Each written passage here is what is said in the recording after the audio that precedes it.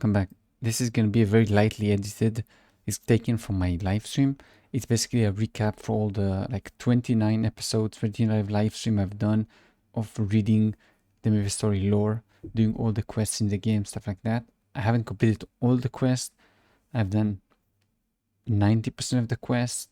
I just have kill this boss 100 times, stuff like this, and just random other quests, like go kill 80 because I said so. But this is going to be a pretty long video. I guess you could see before you even press the video, but yeah, it's very short, but enjoy. It's pretty much it. Wow. I guess let's do a recap, because this is going to be the end. Okay, we're going to do this. I'm going to go pee. When I come back, we're going to do a recap for all the MapleStory story. And we're going to end this here. It's going to take a while because there is a lot of story to tell. But we're going to do a recap for everything that happened up until now. From level 1 until, well, Kaling and Darmur and all this crap, basically. Right? So, be right back.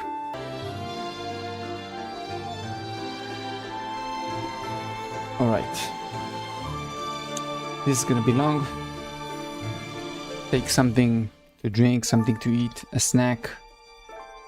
We're gonna go and follow everything. This is gonna be from a perspective of the Luminous for the starting quests, obviously. But we're just gonna go to the relevant maps, some of them, whatever we can, obviously, just to the area, and that's it. So we started as Luminous level 0. Okay, should I start from the very start? Okay, let's start. Blah blah blah. There was a universe. Okay, there was a very, very old universe. Nobody knows how it started, why it started. Nobody knows, nobody cares. The universe was controlled by the will of the world. The will of the world controlled everything, but nothing at the same time. Because there were evil creatures, not all of them were evil, but most of them were evil, called the Transcendents. Transcendents are like superheroes for specific powers. We still have, wait, oh, I can't see her in here. We have the Transcendent of Life, which you know very well from... What? This is so dumb. From Tower of Oz, the Transcendent of Life, right? Please meet the Transcendent of Life, Alicia. Her soul is here, her body is in Chaos Root Abyss. But after you complete the mission, she is no longer there because she's free to do whatever she wants.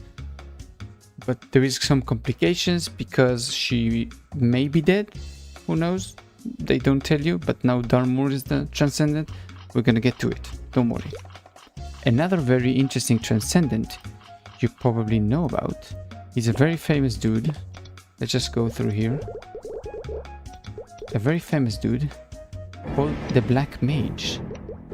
The Black Mage was previously called the White Mage.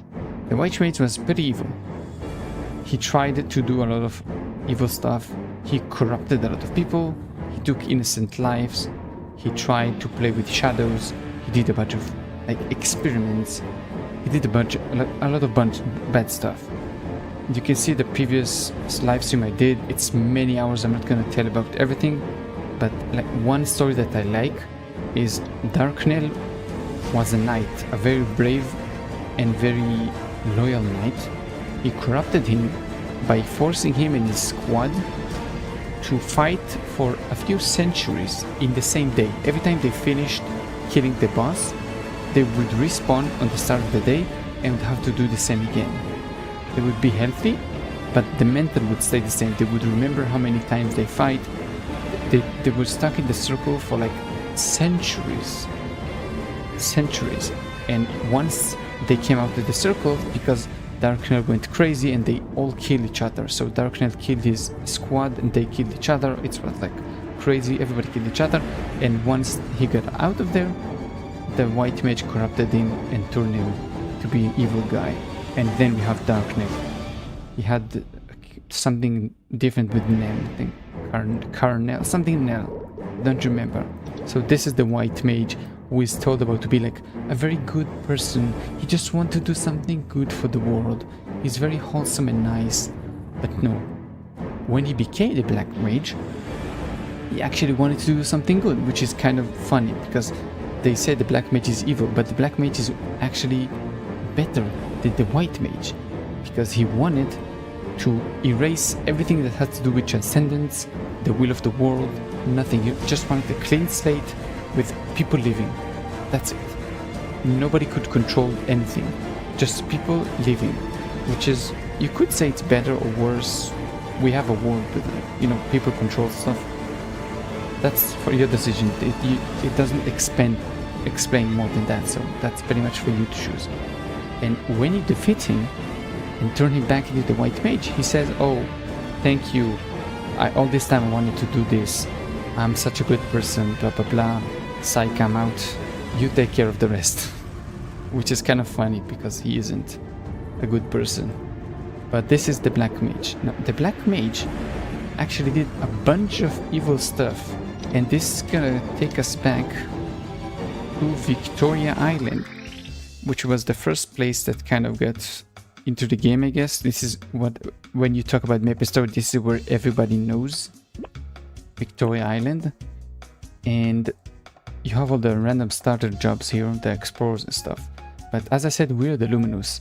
So we sealed the black mage. And when we see the black mage, we see ourselves inside him too. Meaning, when we get separated, because this is stupid, but bear with me. We see the black mage for the first time. And the black mage wanted to prevent the second sealing. So we got separated from him, but we took some of his power too. This is why we have dark and light like powers for the Luminous, because we have the darkness of the black mage within us. And then he wanted to prevent the second time we would seal him, even though he was already sealed for the first time. So he set everything up so we would go and try to seal him again, even though he was already sealed the first time. This is not my fault. This is just the story Nexon gives us. But they say, oh, he's the master planner. He knew everything. He planned for us to like come and try to seal him again.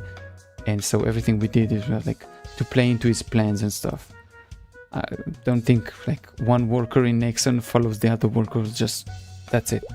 So this is basically the story. Now, before we get all the way over there, you have the old MapleStory world. You have the random bosses over here. You have Zakum. You have, what do you call them? Horntail. You have, what else do we have here? You have Pink Bean, just, he has no storyline as far as I see. He's just from a different universe. They don't say from where. But all the other bosses don't really have a story. They just come from, I assume, because the game didn't have any more plans. It was a small game back then, so they didn't have like a big plan. Oh, the black mage is going to be like the big bad guy and stuff.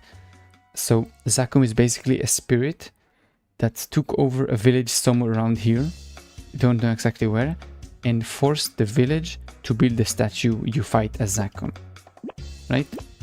Horntail is just an evil dragon. Just no more reasons. That Horntail is simply an evil dragon for the sake of being evil. Nothing more than that. Here we have this dude right over here. Papulados, right? Yes. He was corrupted by the black mage. Do you have a favorite region in MapleStory? Good question. Do I have a favorite region in MapleStory?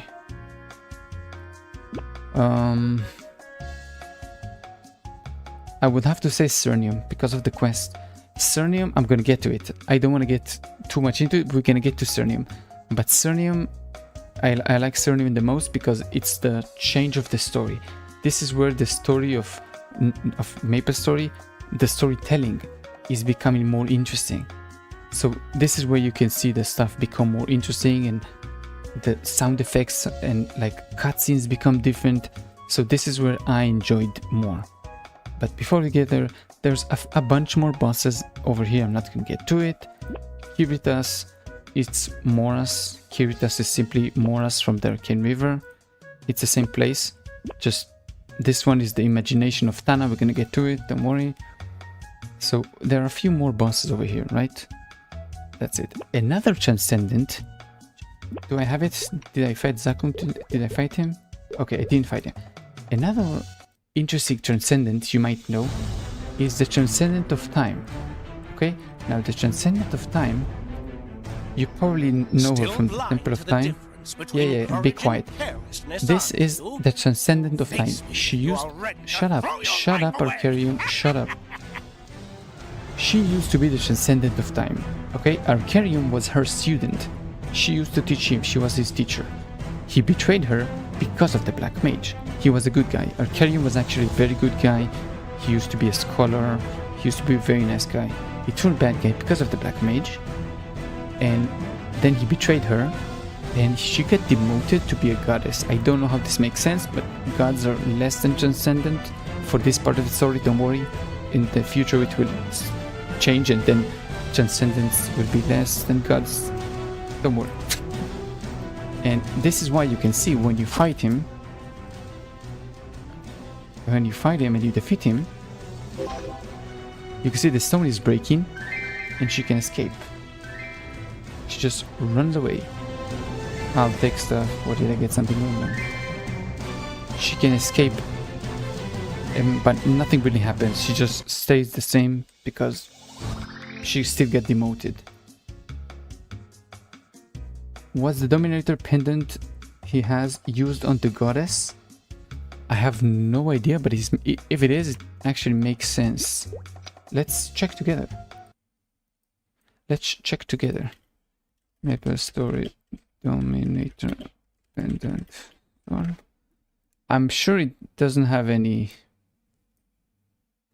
No, let's say her name is Rene. Let's check if you used this. By the way, her children are Alpha and Beta. The 0 characters are her children, just so you know. By the way, Arcarium's altar. Oh no, it just says you can find her there. No. Hela. What's the thing? This is all about the mirror world, the 0 questline stuff. Arcarium was cunning and wicked. He was driven by jealousy. Yeah, we know that because he wanted to be he was grown to be. This is why I don't understand about this. If he just stayed still, Arcarium could become the Transcendent of Time after her. But he just was too greedy. He couldn't wait. He's so stupid.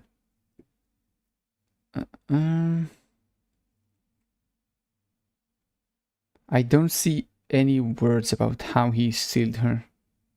Just says she was sealed in the Temple of Time. See? That's just, they don't really explain how. Just say she was sealed in the Temple of Time. So we have no idea how it happened, but it did. Okay, next. So we have this one. You have here all the gates, future, present, past. I don't understand this Marvel Universe crap, but there's a bunch of that. All of the bosses in the Maple world are mostly stuff that don't make any sense. Just stuff that are related to the Black Mage. For example, Colossus was corrupted by Damien. He was corrupted by Damien because the Black Mage told him to corrupt him. So it's another thing. Damien is actually the Demon Slayer brother.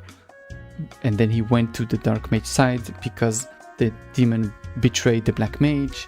Just many stuff.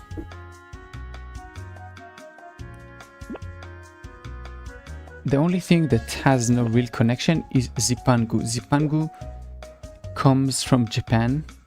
You can see Fuji Mountain and stuff. Zipangu comes from Japan, and it basically came here when Oda did like a cool ritual to change stuff. It all sounds pretty cool. I wish I didn't skip this story, but at the same time I didn't want to read all the dialogue. This is why I'm doing this. I'm gonna make this into a video on YouTube. I'm gonna cut this stream. I'm gonna make this into like a story recap. It's not gonna be as interesting because I don't show you like boom boom boom cutscenes blah blah blah. But yeah, if you care for all the details, you can just watch my series on it. I basically did all the quests in MapleStory. But it's gonna put a video like cut this. So but this is basically just Japan that came through a ritual, cool powers, blah blah blah. Came from Japan. The rest of the places, oh, where is it? It's in, and let's see. This is basically Atlantis. This is the story of Atlantis, basically. NLC is Atlantis. Crimson Wood Keep is just a bunch of evil stuff. A bunch of commanders again that went. There was a very, very strong magician that corrupted a bunch more of his like brothers because he killed his father. It's too much. I'm not gonna get into it. Basically another corruption story and redemption story that we go through to actually fight the Crimson Wood Keep. This is Atlantis. This whole half, this right half of the story is Atlantis. Maybe I should just go region by region and like somewhat explain somewhat what's going on. Maybe I should.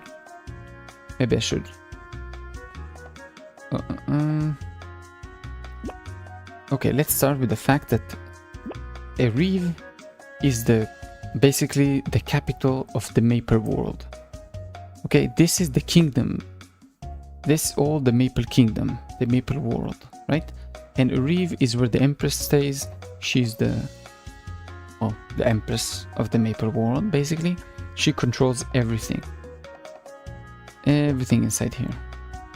And every city has some kind of story. None of them are like crazy interesting. Maybe Magatia is sort of interesting because the laboratory of the Black Mage is here. He used to do experiments here. I'll just show you. Actually, it's here. Homunculus and stuff. Just like it's two schools of thoughts that each believes something different. But when you go very deep into the like underground sewage, you can see this is the laboratory of the Black Mage. You can see right here. This is the Black Mage. You even have a quest to come here to do. You do a quest here to uncover everything that's going on with the Black Mage, basically. You need to collect some stones and you activate this altar and then you get like some sort of cutscene. Nothing crazy, but it just shows you that the Black Mage did some stuff here. It doesn't explain what he did here, so I'm not gonna explain because I don't know. Simple as that, right? But it's a pretty cool place, but if you don't do a quest, you're never gonna get here. Because who knows this place exists. And that's it. We are out, right? Yes. Okay, so this is the story for Magatia. It's probably the most interesting out of the... I think, out of the Maple world. This is probably the most interesting storyline. Aqua Road, zero story. Just random stuff. This guy is not even a boss, it's just a big fish. I think that's it over here. Oh, a quest I recommend doing if you want to is also it's a pretty good medal. You can see the stats on it. 7 attack, 15 all stat. It's pretty easy. You come here, you're gonna talk to a few NPCs, then you're gonna go into the portal, and you have to do like kill a boss 50 times. It's easy as hell. You can do it 10 times a day and you can one-shot the boss. Pretty easy. It's a cool permanent medal to have if you don't want to farm the... I don't know if you can even farm them. The other expiring medals. But I think that's it. Okay, so the road to the Black Mage. This is where I'm gonna go to. Now, everything is culminating up to the Black Mage.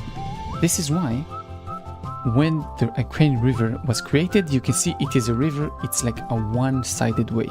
You go all the way to Tenebris, which is basically like where the Black Mage stays.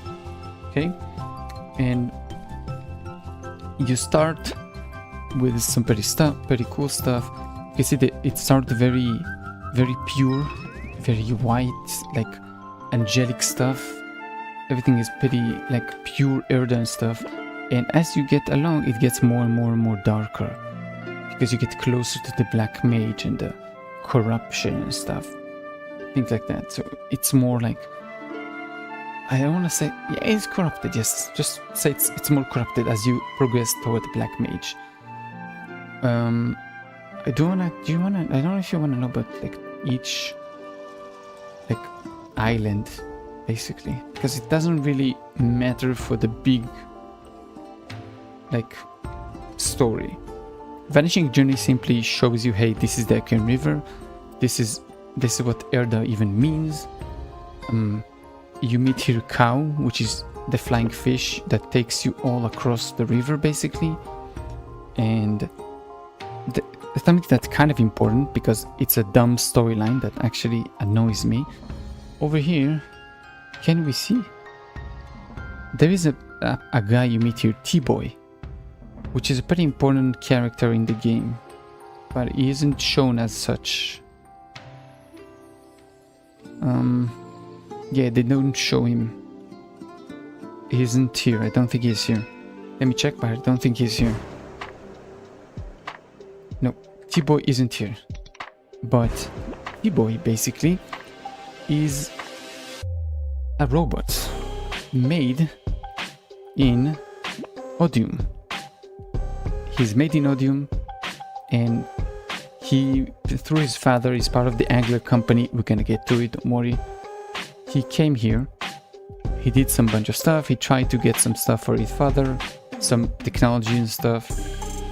I'm gonna tell you why it's important later when we're gonna get back to Odium, but just remember him as a side character for now. He's pretty important. Okay? Next one is Choo Choo Island. Choo Choo Island is maybe the dumbest story in the game. It's just about making a sandwich. That's it.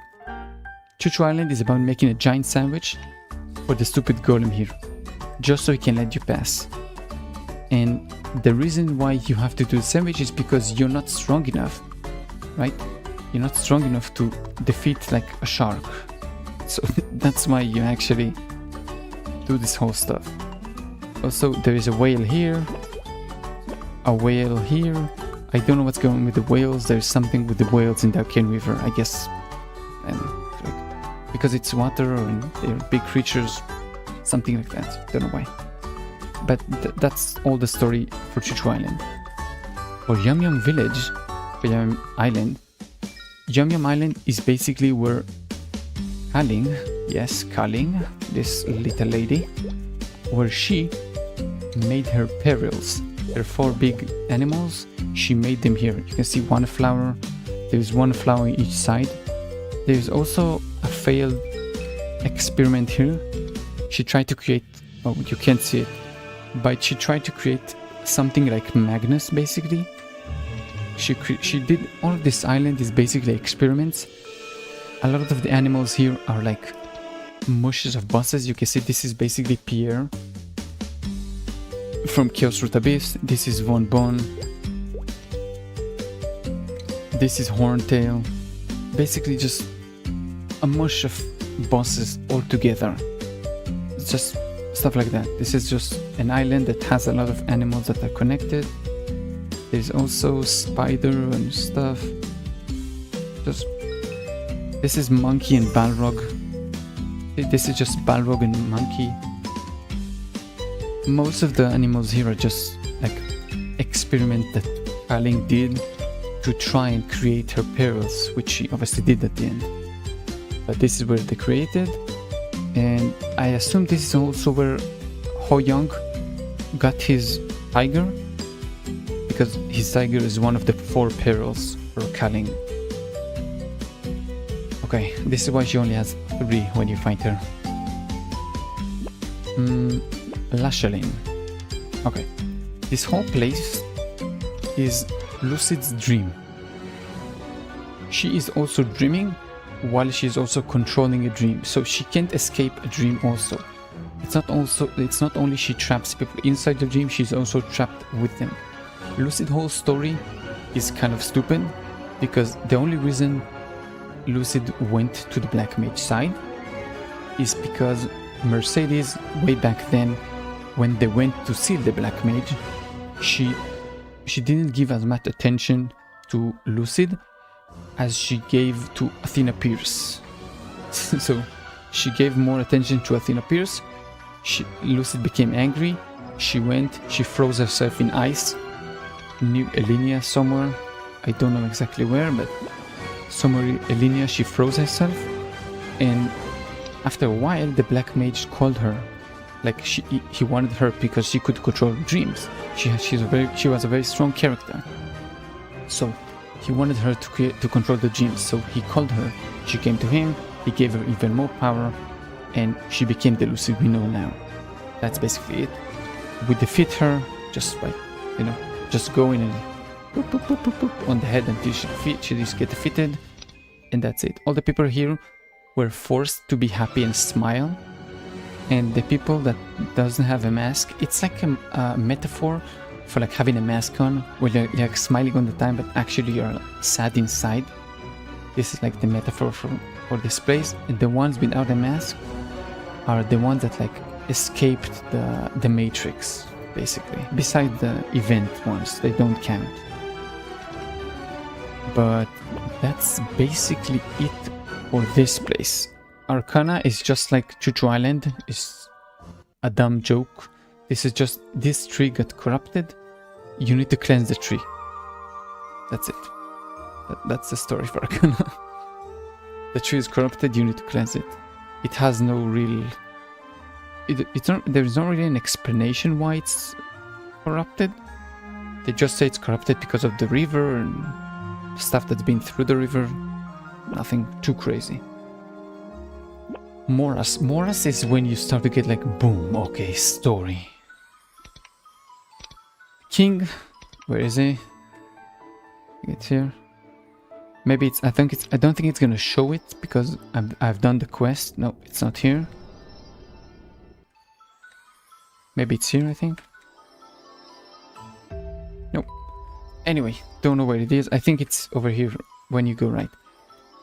Moras, again, as I said before, it's basically Kiritas, just a more dreamy version. No, it's not here. Oh my god, where is it? Research lab? Okay, it's here. Cool. Imagine this is... Wait, imagine this is light instead of dark, okay? This was light before we did the quest. Hecaton is the king of Kiritas. Yeah, the giant dude that you see, the giant robot that used to be like a raid fight for 100 plays in MapleStory. He's a king. He's the king of this place. He's the king of Moras as well. And Moras is again a dreamed up place that it doesn't get much of an explanation, but it's somehow Lucid's power, but it's not because she's gone from the picture. But it is a new one called Tana. I can't really see her. Let's just Google her. Let's just Google her instead. Let's just MapleStory Tana. This lady over here, Iona. It's a different name. Okay, they did it. They broke it before I did. Iona. This is the girl. You can see her. She is also a transcendent. This is basically the first time. Let me close this. When you come here, this is basically the first time you heard the word transcendent. Before this, everybody was called a god. The goddess of this, the goddess of time, the god of this. Everything was a god. Now, somebody's yelling outside. Basically, this is where we first heard the word transcendent. And I assume it's because Nexon realized they have a big game now. People play the game. They need to expand the story. So now terminology got to change a bit, and now it's transcendent. And you meet Tana, which is transcendent of, don't know. Her other name is Ionia. She's like two halves of the same person. It's a bit like Zero when you have the two halves, somewhat like that.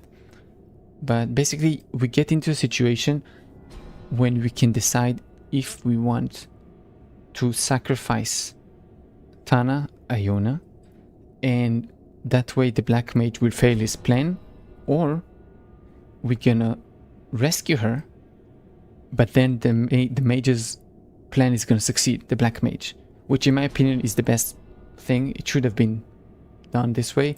Then Darmur would have been defeated also, but story. So we rescue her, and then we have to fight the Black Mage to change our destiny. So this is basically the part when you decide to save this girl, which she's also a transcendent, so I don't know how she got defeated, but she kind of got lost somehow to a normal human. Don't know, story. And she lost to a normal human and got captured, and that's it. And this is basically where you move on to Sfera, which is Will place. Now, Will is an interesting character because Will didn't really get corrupted by the Black Mage. Will was just like the White Mage himself. He was a very handsome anime character, which simply is a bad character. That's it. He's a very bad character. He tried to keep Zero in the Matrix all this time. The reason why he's called Zero is because the amount of times they did the cycle. Esfera region has the best music. It has barely any music. Listen.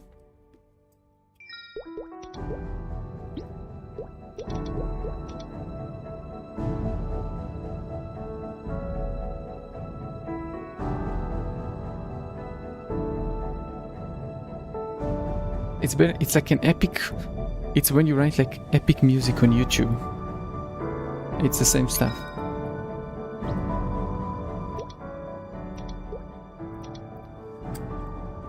Okay, so where was I? Okay, the mirror world for Zero. Yes.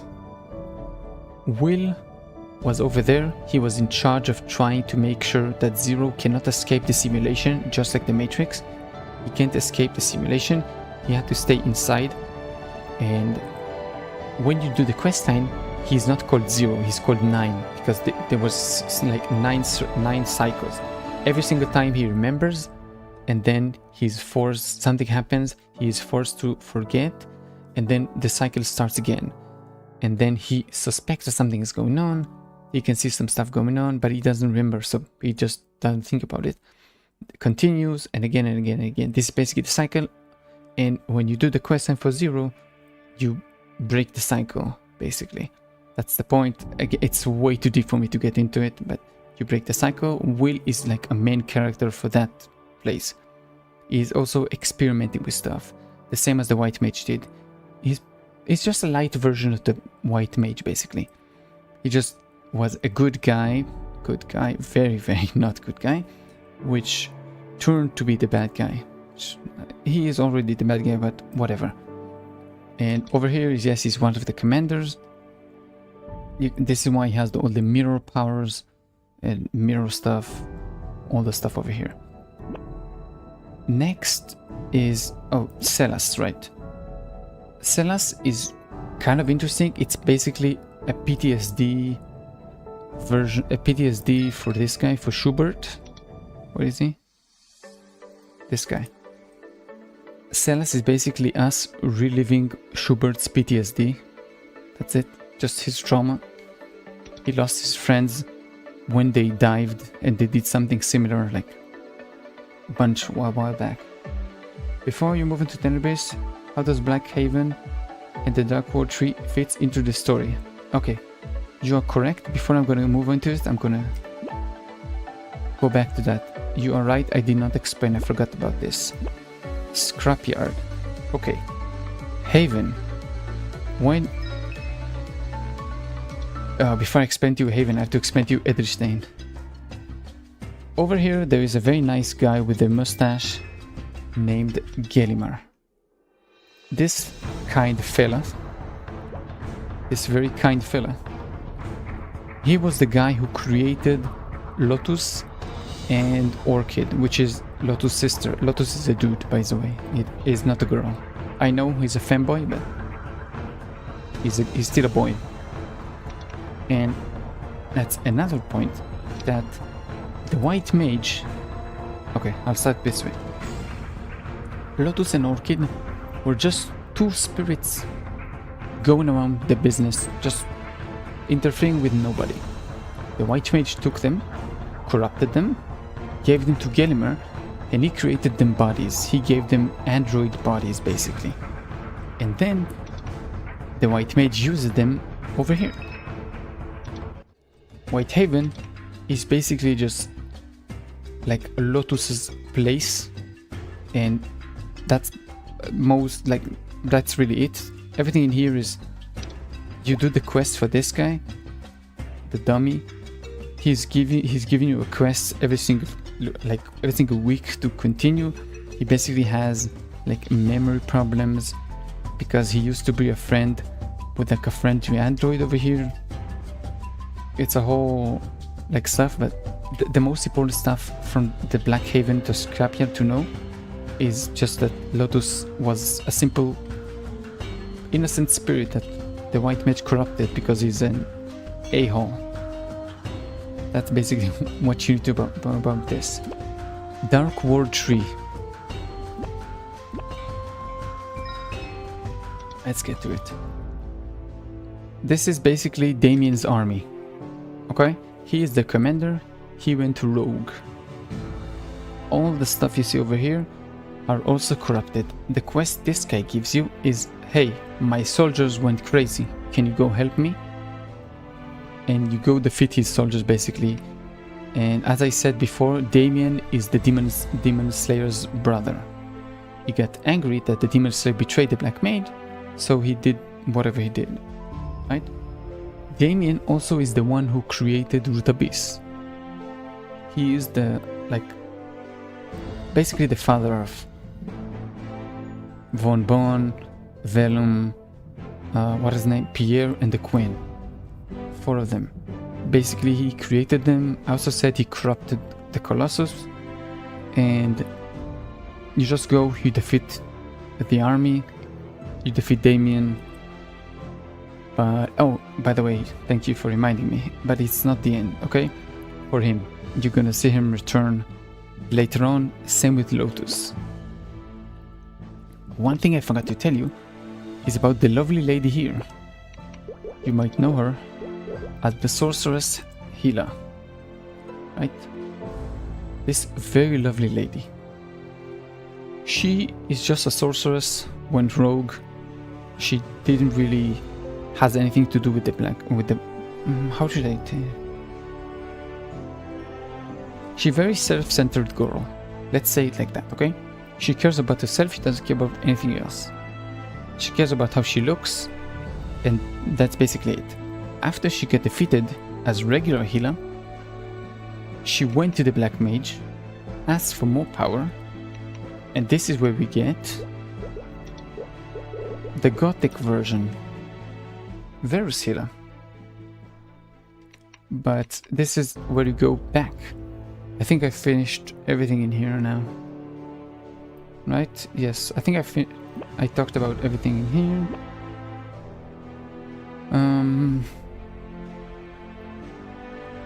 I think that's basically it in here. Right? Okay, when you come in here, you see there is a white, can you see? Yes, you can see. There is a white sun and a black sun. The white sun is Aeonia, or the, what do you call it? The one we call Tana over here. And the black one is the Black Mage, right? All his armies. Now, Moonbridge is still not Tenebris. Tenebris is just this inside. I guess this is called part of Tenebris because this is the way to Tenebris, basically. And over here we obviously have this guy, this annoying guy, Gloom, which is basically like a beast that guards the entrance. He's nothing more than that. It's very similar to Kalos. We're gonna get into it soon, but it's very similar to Kalos basically. He's just a dog that guards the entrance. That's it. All these maps, all this stuff is just basically the way to the labyrinth, right? We have like a tiny meeting before we head there, and then we take onto the ships and we fly. Moonbridge is the first time the Empress is finally like showing she's the main one, like she's the serious one. You can see her in like a battle armor. She's ready. You can see she's like ready to fight. She's in battle armor. It's not the same as when you see her over here. Where over here she's just laying on the ground, just doing nothing. It's very, very different. Over here she's just sleeping.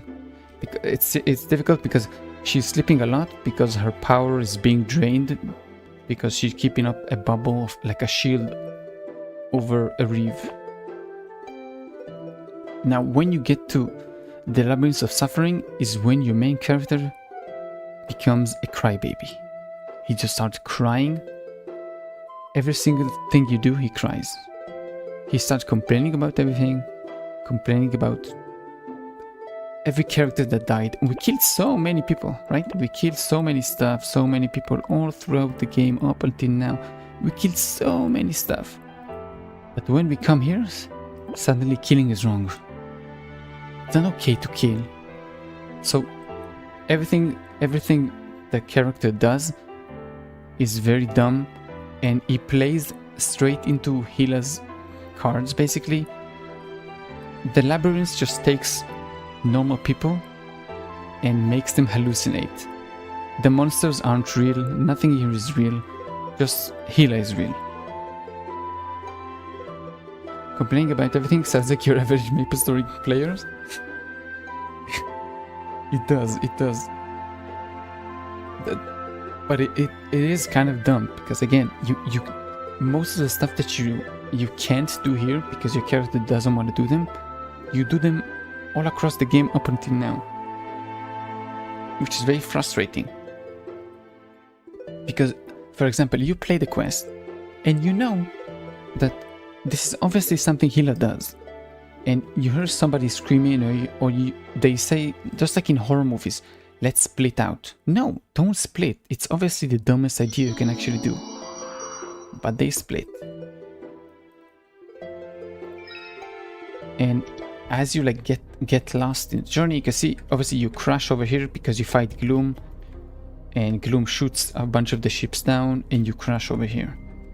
And this is where you like start over here, and you start like with a bunch of people, and as you progress the labyrinth, you get drained more and more and more, and you become less and less people. But it's not really kind of, they're all already dead. Hila killed them, but she makes an illusion as if to make you go crazy, like you killed them, you had to fight them.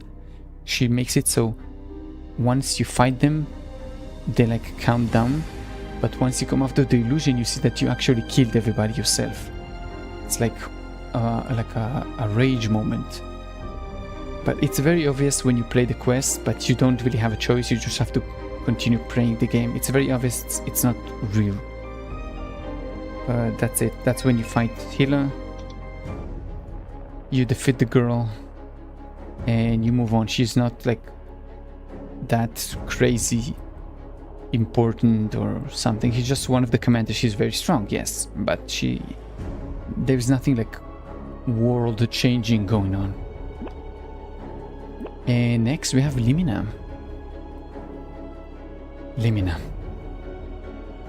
How does Verus, she uses, oh right, I said I would say that, yes, I forgot, thank you. How does she resurrect them? She doesn't resurrect them. She uses her, like, their spirits. I told you before they were like spirits that got corrupted. So she basically takes their the spirits from Lotus and the spirits from Damien. I don't know how she uses the spirits from Damien because he's not a robot, or he wasn't a spirit, but Lotus was.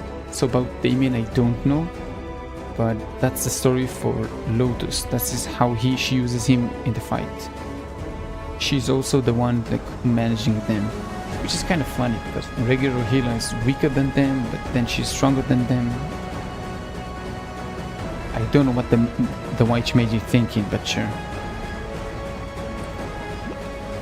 He is very dumb as the black mage. But then yes. Then we get to here. And here's basically when you can see even the big fight. Let's see.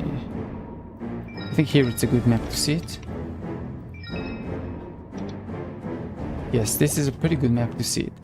Over here is where you basically fight the Elden Beast. If you played Elden Ring, this is basically the Elden Beast fight. You can see it in the background. Yes, I'm trying to move so we can actually see. But this is basically like the Elden Beast fight. Just fight it and then they shoot you from a cannon inside the heart of this beast, like right inside there. And this is where you actually fight this dude. Then you go in, so you can see even inside the map. It's inside the heart. Then you go inside the heart of the beast and you fight the black mage. You fight the black mage and you defeat him using the seal stone, which you got all the way back from Tana over here in Moras. You got a seal stone over here and you use it until, like up here to like defeat the black mage. The seal stone basically is a stone. We just did it like an hour ago when we did the the Shankville quest line. The seal stone is basically something that it's a replica of a replica. It's a replica of the original world heart, which is okay. Let's start with this. Seal stone is a replica of the God Sphere, and the God Sphere is a replica of the world heart. It's like the basic power given by the world, the will of the world, the one that controls everything. It was given in order to like balance out the evilness of the world, to take out the power of the transcendent. Now my question is, why not just give it to the adversary? Why like make it a separate thing?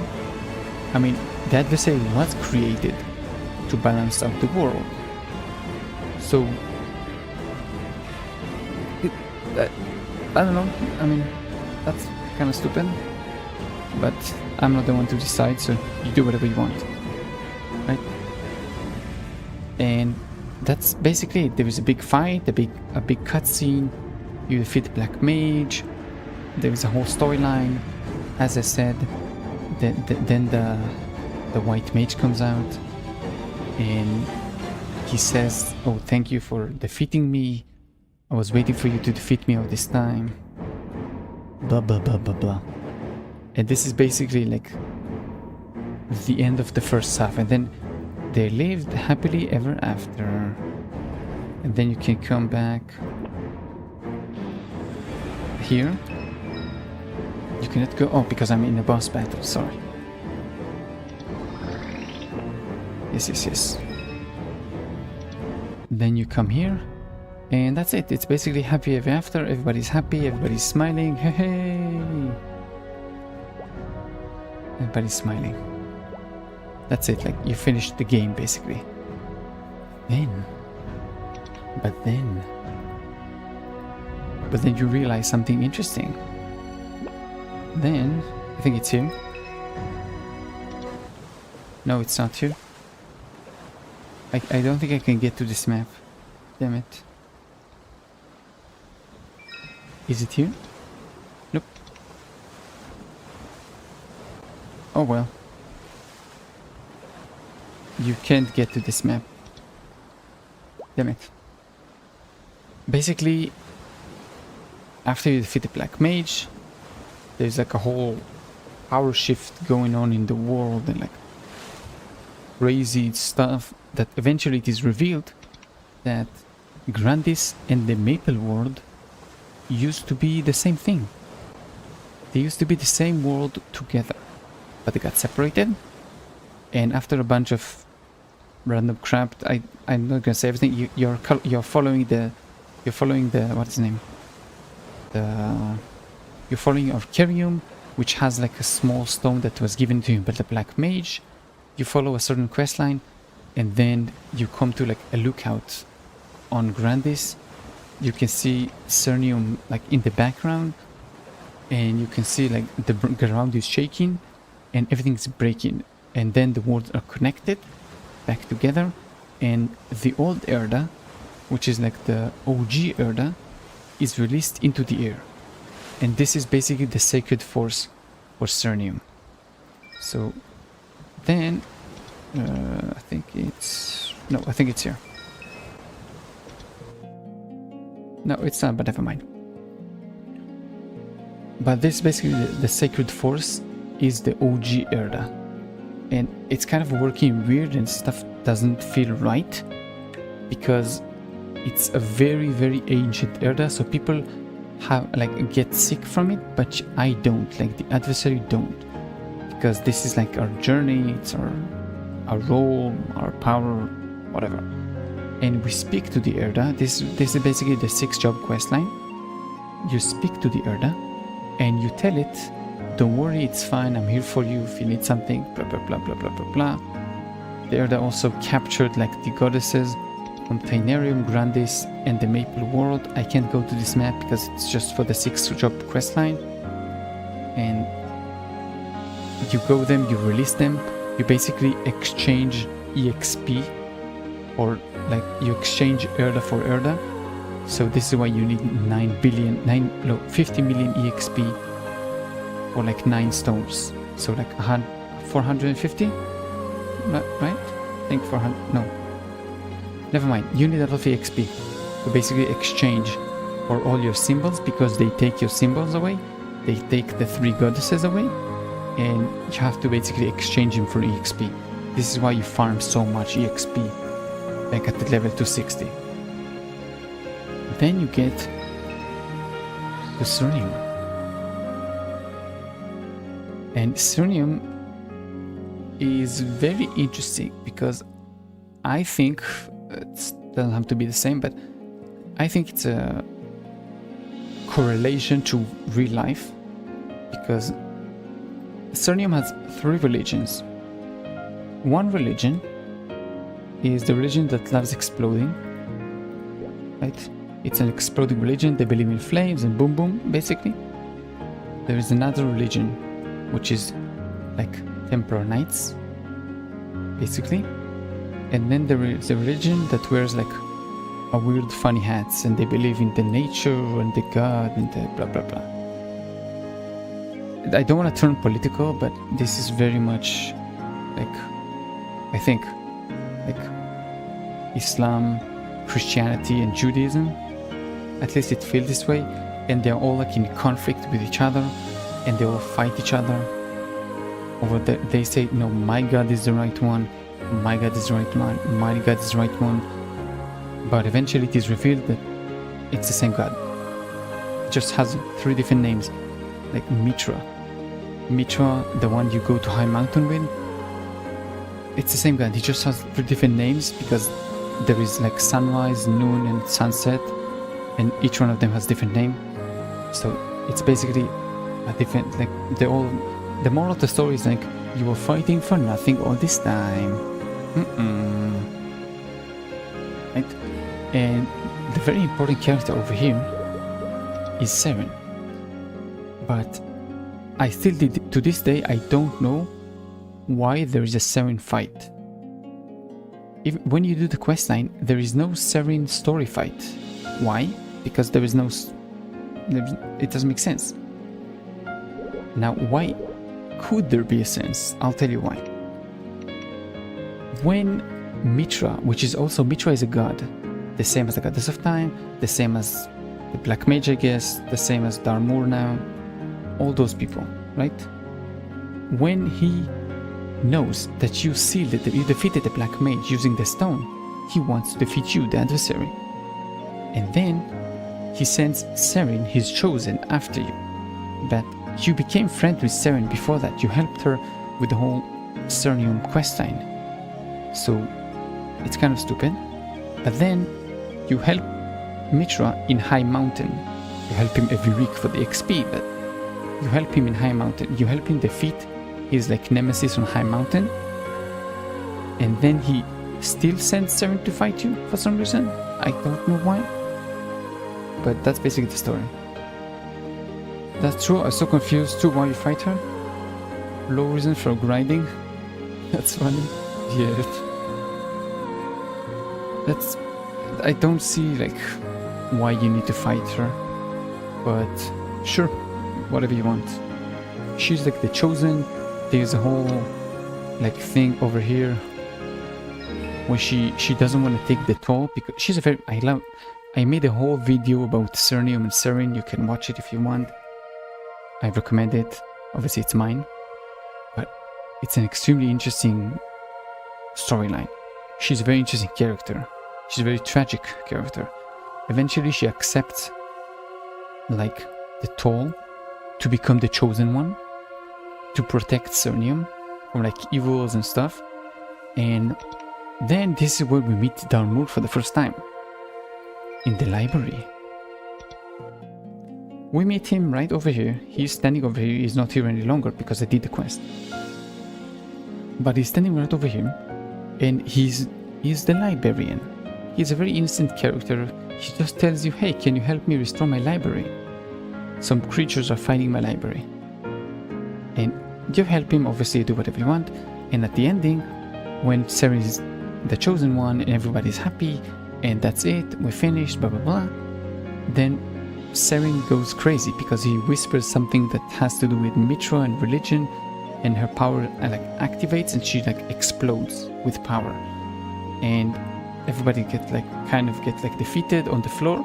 And then Darmur comes, he takes the seal stone from you, boop, he breaks it, and he leaves. He tells you how much of an idiot you are, which I agree, and he just leaves.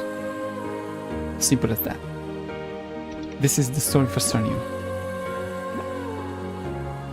There's obviously much more. There's the Floor Army. There's like all the fact that like her friends were dying in battle. I'm not getting into it because it's gonna take 3 hours if I do. Then out of nowhere, this basically I think is a place so you get introduced to the Angler Company, because it's, as you progress more and more, Angler Company like makes sense because you see Angler robots, they become more important as we go on. But Hotel Arcus, basically you get an invite from Nineheart, because it is said somewhere around here there is a relic that could help you seal more gods, same as the seal stone. There's supposed to be something here, you don't know where. You come over here, you go into the bar. Inside the bar you meet Rusty the Kid, and you meet Archilon.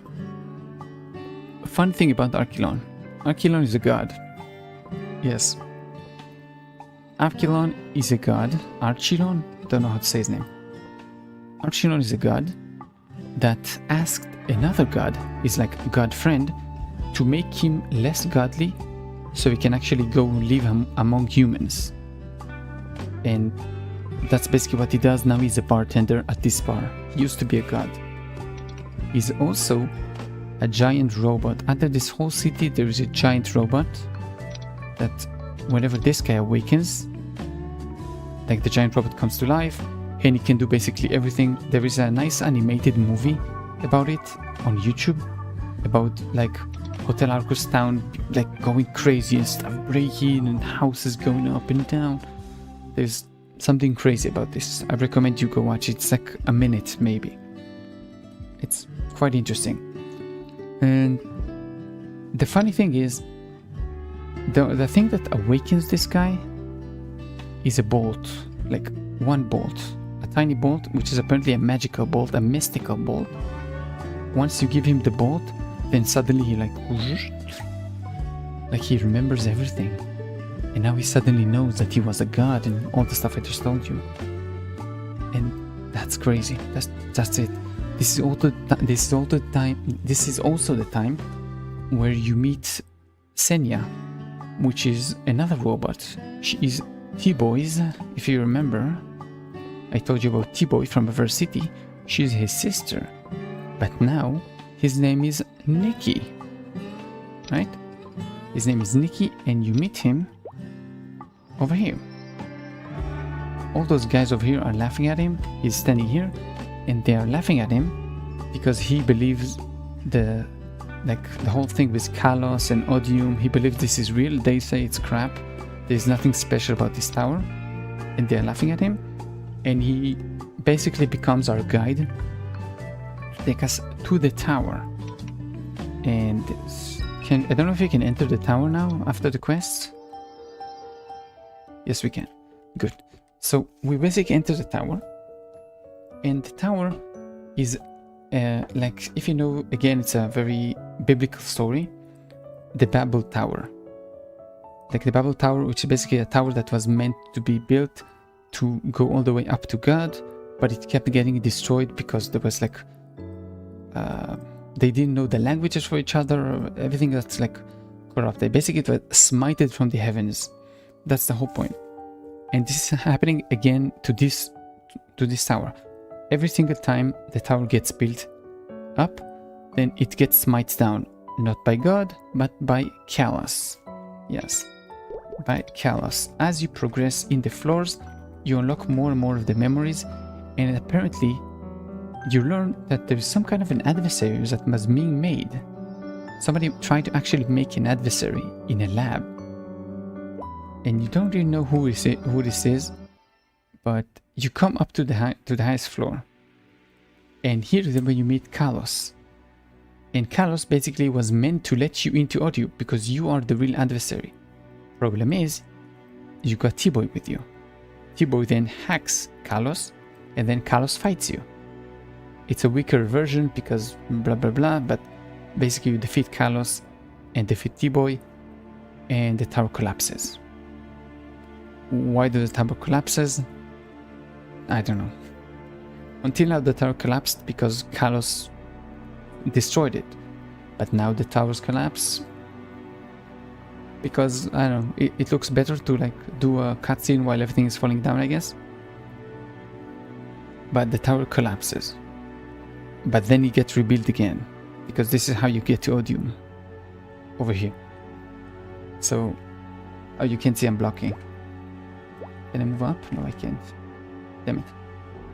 Basically behind me there is a portal over here. I can do this, no?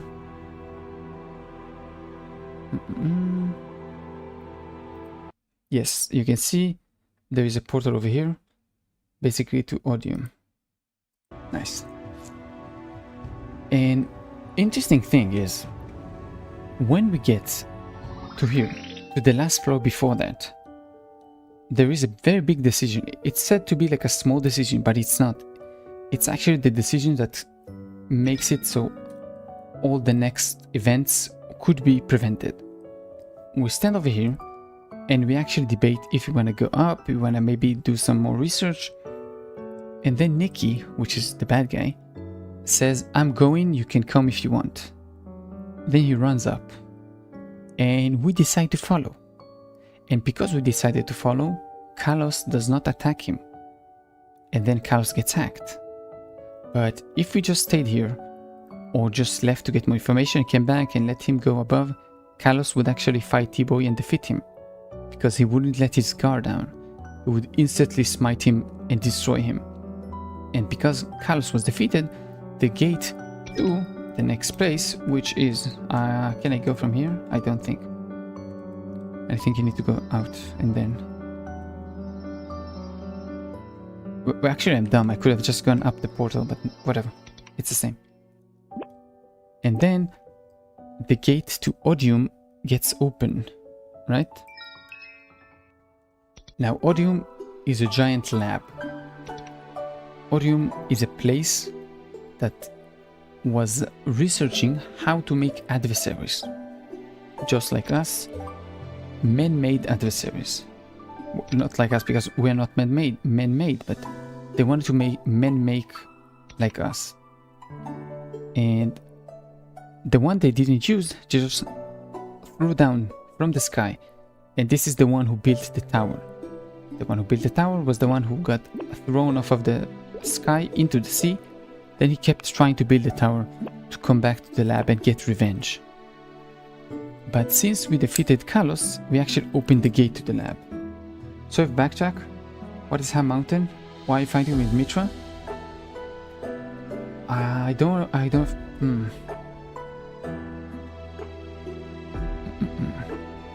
It's just, if I'm gonna get into it, it's gonna get through so deep.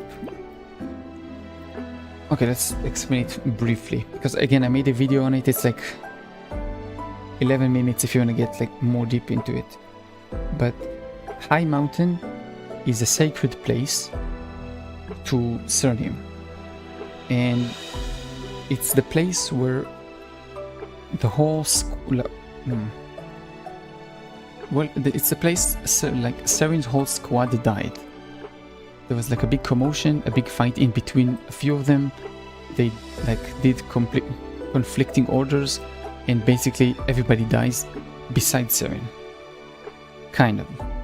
Another one survives, which is like the plus twist for the whole thing, which is the bad guy that actually makes the religions fight against each other. He like makes explosions in different places and people killed and fights and stuff like that. But this is the place where it's like a sacred place to them, when in the past they used to fight them. All the guys with wings, like Serin, Serin is the only one left, they were like angelic beings. They were like higher forms of living. And Mitra chooses her to fight High Mountain to clear it. The last boss you fight at High Mountain is a regenerating, it's easy to say regenerating because then you can find him every week, but it's a regenerating boss that takes a week to regenerate again, and then he spawns all his allies with him. And this is the reason why Mitra has to stay on High Mountain. He cannot help us do anything else because he has to stay on High Mountain to keep fighting the like evil spirits and whatever it is over there. And this is why like, every week you go there, you fight, you help him clear, and this is just a repeating endless stuff. The guy you fight over there is just the nemesis for Mitra. It isn't really explained why he's the nemesis or stuff like that, just that he's the nemesis, he's the bad guy. That's it. Oh good, if you don't understand something, that's fine, tell me to repeat, because this is probably the last one I'm gonna do, so I want to get most stuff done.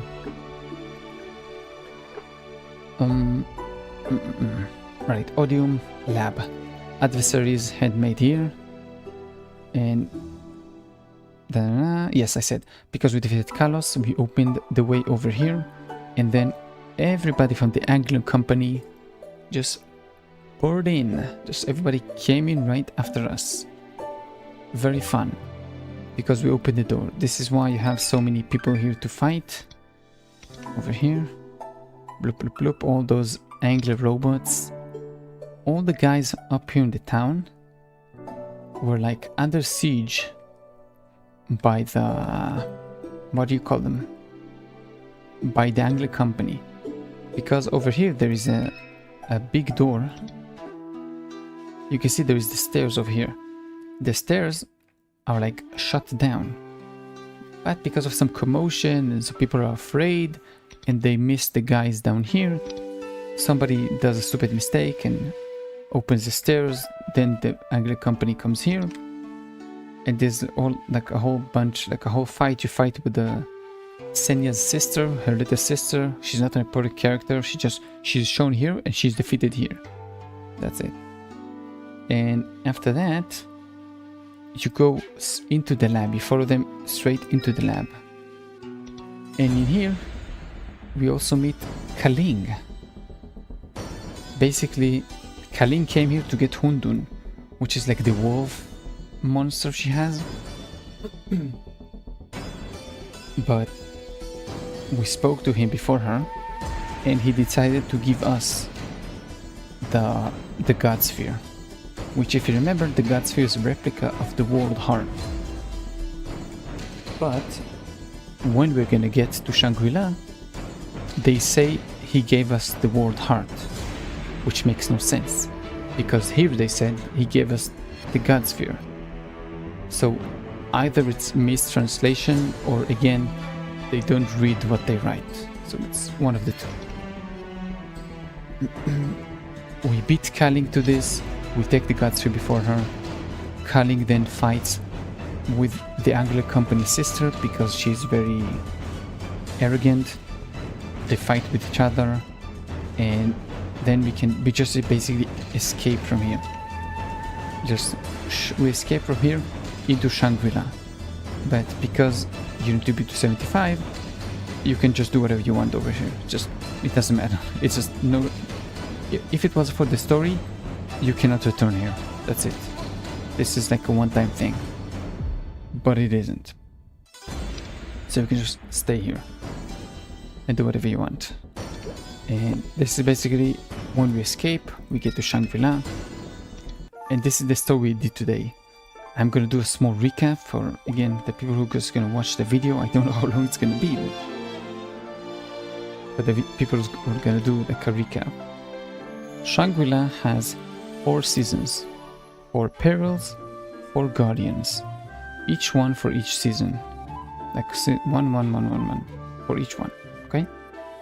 And each one of those has a seal, and you need to open the 4 seals in order to come into the pagoda, which is like the place where all the elders were hanging out. Now, the elders over here are actually people who come from Odium. They did some experiments here on humans and whatever. This is the guys who created the adversaries. They tried to create adversaries. Then they said, oh, what did I do? I did immoral experiments. I did bad stuff. So instead of fixing them, I'm gonna escape. So they went and hid in the Shangri-La, which is basically like a closed room. You cannot enter unless it's open from the inside. But still somehow they got corrupted. Don't ask me how.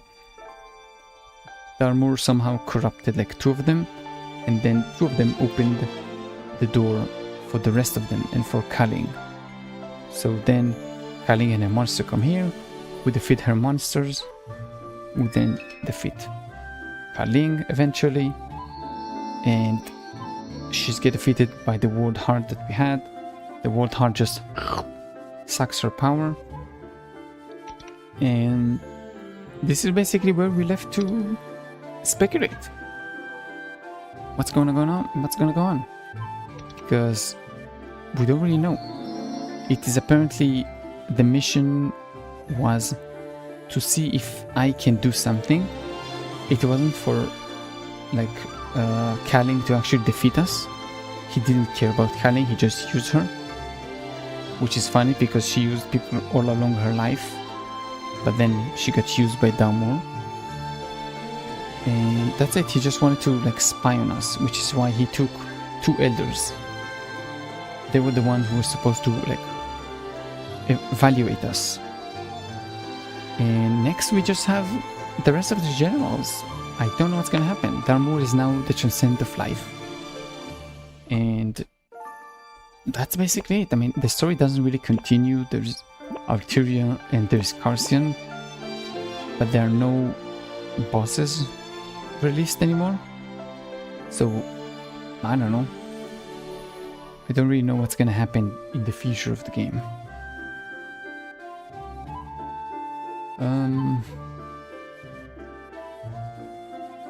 I think that's pretty much it. Yeah, we just have Limbo, Havoc, and whatever else they want to have until we actually get to the dude. Yeah. This is the recap for the MapleStory story.